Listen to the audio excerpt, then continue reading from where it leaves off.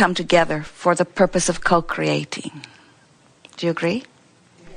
You are knowing what you're wanting, for the most part. You are appreciating the contrast of your time and place. Not so much. We can always tell when you have come into full alignment with who you really are. Because when you come into full alignment with who you really are, you begin to see this physical experience through the eyes of your broader non-physical perspective. And when that happens, you adore the contrast of your time and place. Because then you remember that out of that contrast is born your preference. And as creators, there is nothing in all of the universe more important than variety, which causes focus. In other words, variety or contrast, which helps you to choose. Sometimes we think that our physical friends don't go along with this idea so easily because you think you've been choosing all along. You say, I've chosen a lot of things, and just because I choose them does not mean that they necessarily come to me. But that is not true at all. When you choose, whether you speak words or not, when the preference is born within you, you radiate a vibrational signal which calls back to itself. When you ask, it is always given every single time. There is not an exception to that. But sometimes we know you're asking for things. In other words, when you're sick, wellness is what you're asking for. When you don't have enough of something you want, getting more of it is what you're asking for. When someone is rude to you, you prefer that people treat you nicer. When you are unkind to someone, you prefer that you feel better and that you treat them nicer. In other words, you cannot have an experience without preference being born. It just happens out of the contrast. So when that preference is born, it shoots out of you. We like to call it a rocket of desire because it shoots out of you like a powerful, pointed, but brief. That's why another reason we call it a rocket of desire. And the reason that it is brief is because the contrast has given birth to it, but you who are evaluating the contrast usually have a vibrational proclivity or habit. In other words, you have these ways you feel about things. You develop attitudes or beliefs. A belief is just a thought you keep thinking, you know. So when you focus on something, whether it's in your past or the present or the future, when you focus upon something, you activate the vibration of it within you. And when the vibration of it is activated within you, it becomes your point of attraction for as long as it's activated within you. Of course, the more often you activate it, then the easier it is for you to activate it, because those often activated vibrations become dominant vibrations. And those dominant vibrations, it's easy for them to become your belief because the dominant vibration is acted upon. Difference is born. Source, which is the greater part of you, the non-physical part of you, immediately becomes one with that new preference. And the evolution of all species is because of that. And when you think about that in a broader context, you have to understand how wonderful that is, because if every point of consciousness is evaluating contrast, and every point of consciousness is coming to its own personal conclusions of what would be even better than what is, and if Source then, with all of its resources, we like that, resources of Source, with all of its resources are then becoming one with that new preference or desire, can you see how this ever-expanding universe is working perfectly? If you've been listening to us for a while, you've heard us say that when you ask, it is given. Every time, no exceptions. And we know that many of you don't quite believe that. We hear you say, if that's true, then where's my stuff? Because I know I've been asking and I am not seeing it showing up, and so it must not really be true. But we're wanting you to understand that when you or anyone, any point of consciousness, has an exposure to an experience that causes you to ask for something, that Source immediately becomes one with that on a vibrational level, it has already occurred. We want to say to you, and we can't really find ways that make you understand it easily, although as you look around you, there is not a shred of evidence to the contrary of this.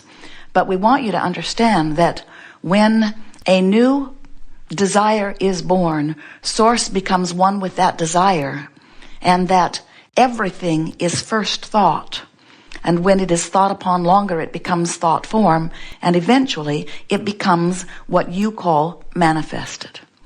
So as we visit with you here, we know that you are in this fully manifested lifestyle. You see yourselves in your physical form, and most of what most of you want to talk about when we first come together is, how can I make my life better? How can I get the things I want and release the things I don't want? How can I improve my body? How can I get more money? How can I get the things I want? How can I get rid of the things I don't want? And we want you to understand that all things must happen vibrationally before they can happen physically. And a big part of what you want is already taken care of on a vibrational level, because when you ask, it is always given. But that gap between you giving birth to the desire and you receiving it so that you know you've really got it, that gap is what this workshop and all of our workshops is about. It's about why we are here. It's about how you close the vibrational gap between what you really have just become and what you are letting yourself be. Your life experience is causing you to become more constantly. But sometimes you don't let yourself become what that non-physical part of you has already become. Is that making some sense? In other words, 99.9999% of every creation is complete before they're complete vibrationally, before you see the physical evidence of it.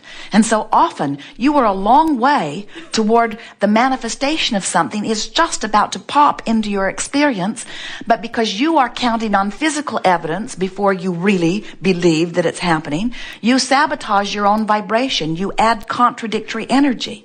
In other words, when you want more money, on that vibrational level, it has become. But when you are beating the drum of, I don't have enough money, when you're saying, my parents didn't have enough money either, and our neighbors have far more than they need, as you beat that drum of the injustice of your lack of money, you hold yourself in a different vibrational pattern than the pattern of having plenty of money. And so you're not letting the money that you deserve, the money that you've asked for, the money that is being held for you in vibrational escrow, so to speak, it's yours. It's encoded with everything that you are. It is meant to be yours, but you've got to be a vibrational match to it, or it will not manifest in your experience. In the same way that you cannot set your radio dial on 6:30 a.m. and hear what's being broadcast on 98.7 FM, you cannot ask for money and then complain that you don't have it and be in a place where you close that vibrational gap. And so the art of allowing is about closing that vibrational gap. It's about understanding, as we began here this morning, as we said to you, you are far more than this physical being that you know. But this physical being that you know that's thinking and believing and remembering and musing and pondering and observing, this thinking being that you are, as you are focusing and therefore offering a vibration, law of attraction is responding to your vibration. Law of attraction is the law, the massive manager in the sky, if you will. Not really, but it's a nice picture, isn't it? That organizes all of these vibrational frequencies. And so when you're offering a vibration that says, I am abundant and good things come to me, then you are not blocking the abundance and good things that you want to come. But when you say, good things don't come to me because I was not born under the right star, or because some curse was assigned to me at an early age, well, you don't really say that so much, but as you complain about what's not happening, you hold what you want away from you. And so the art of allowing is about learning to find vibrational alignment with who you have already, on some level, vibrationally become. And when you close that gap, you are sending a signal that is loud and strong and clear and undeniable. And when you get there, haven't you known people that just know that things are going to work out for them, and don't you notice they do? Don't you see people that just seem to emanate an aura of prosperity, and doesn't money just seem to make its way to them?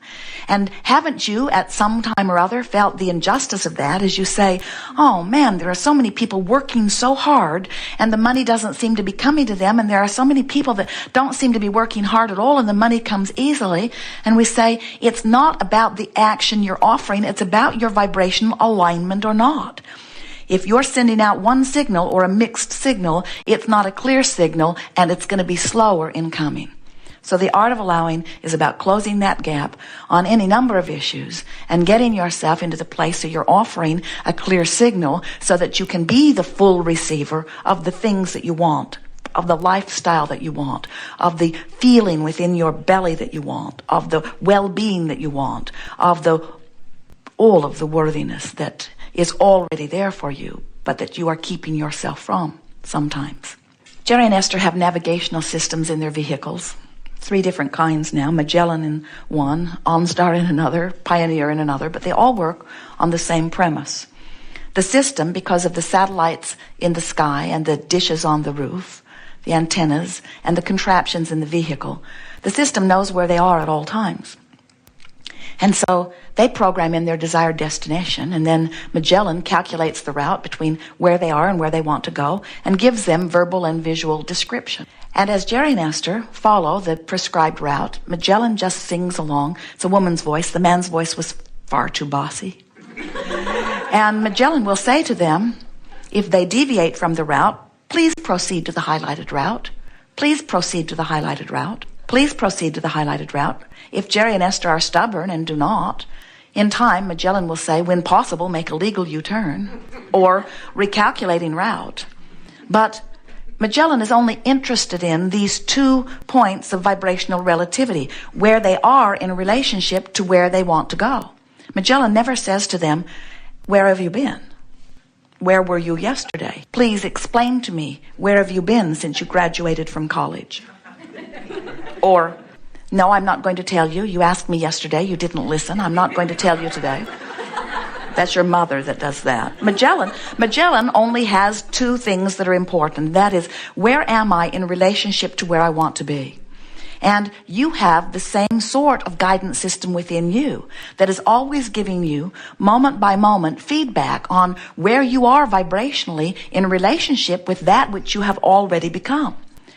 If you are moving in the direction of that which you have been asking for, then your guidance system is purring along also. But when you deviate from your highlighted route, from the path of least resistance, you feel vibrational discord in the form of negative emotion.